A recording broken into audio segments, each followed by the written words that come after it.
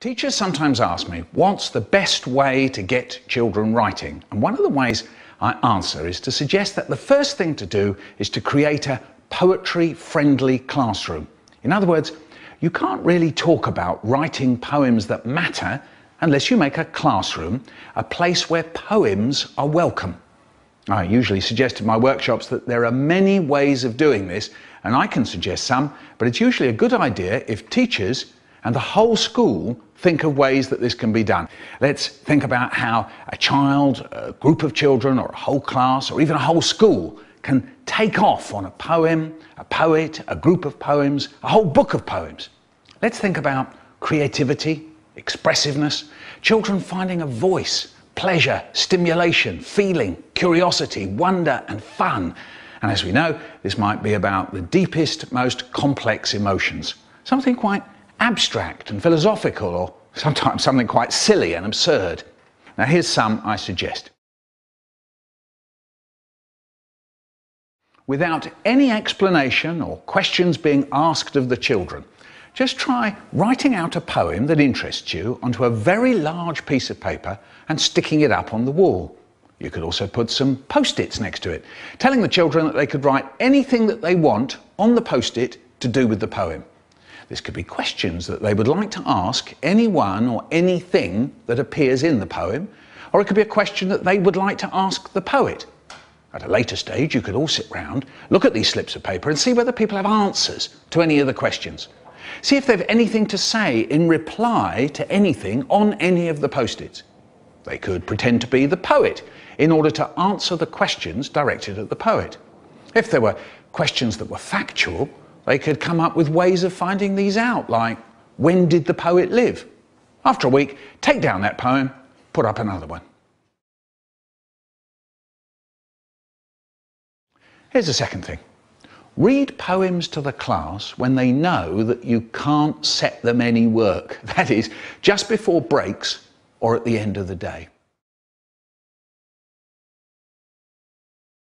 A poetry swap is a deal you can strike with children where you take it in turns to read poems. So the teacher reads one, a child reads one. That way you don't simply keep repeating the same kinds of poem.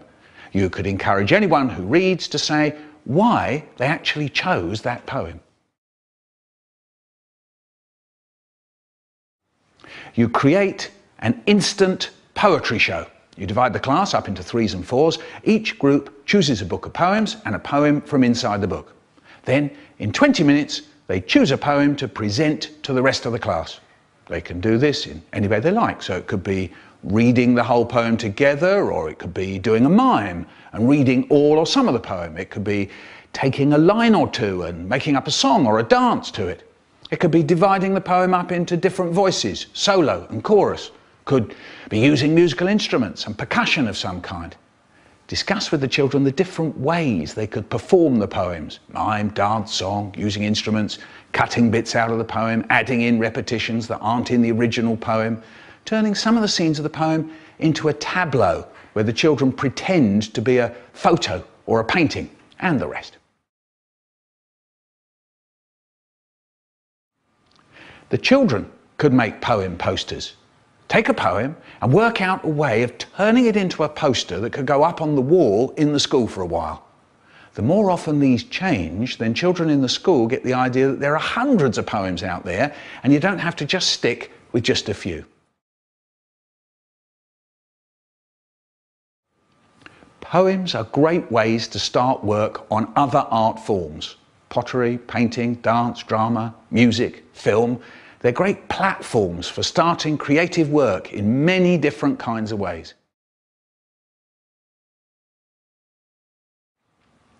Encourage the children to keep a poetry notebook. Suggest that they can write down any words or phrases that strike them as odd, interesting, difficult, amazing, puzzling, scary. If they have an idea for any interesting ways of saying things, jot them down. If they come across a phrase, a verse, a line from anything they've read anywhere, it could be poetry, the newspaper, a street sign, anything, jot it down. Write out poems or parts of poems in the notebook too. And to help them, you could make a public notebook that's up on the wall in the classroom where you can write things that you've noticed.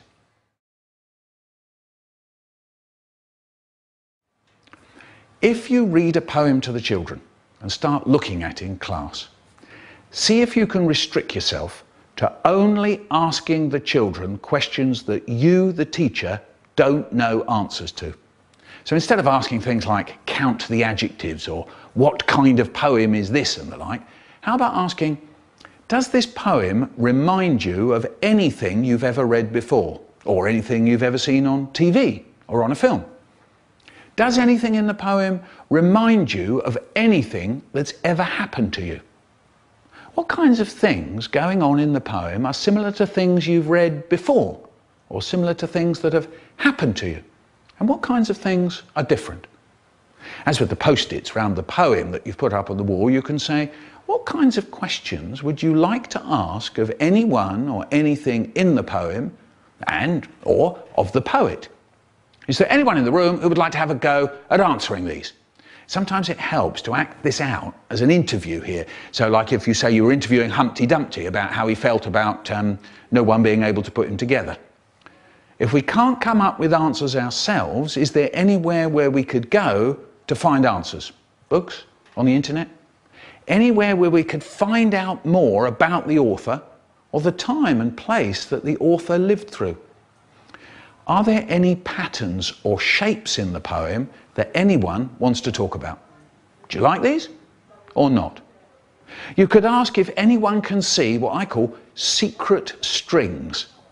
A secret string is anything that links one word or phrase to any other. As we know, the most common of these is rhyme, but of course there's also rhythm. There's also the length of a sentence or a length of a line that might get repeated. The repetition is the secret string. Or you get repetitions of a sound, a phrase, an image, and any kind of pattern. Quite often, the more you look, the more you find. Make it clear that you haven't seen the secret strings that they've seen.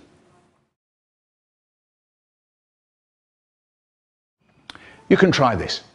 Say, here is a book of poems by a poet. What if we turned that book of poems into a show? We could use any poem or part of a poem. We could make up our own. We could use music, photography, costume. And the same goes for an anthology of poems around a theme. Let's look at this theme. Can we make up some poems on this theme? Let's make a show of some of the poems in the book, mixing it with the poems that we write.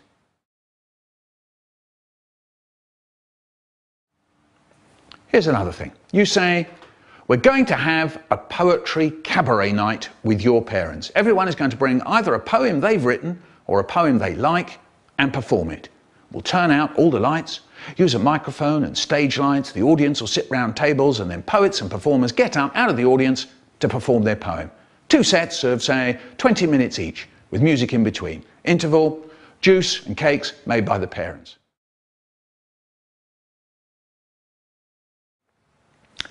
Turn the poems that the children write into poetry booklets and books and display these alongside the poetry books that you've got in your classroom. Now, when it comes to writing poems, I suggest that one way to think of this is to ask, how can we create a time in which the children can gather some thoughts and ideas that we can use to make poems?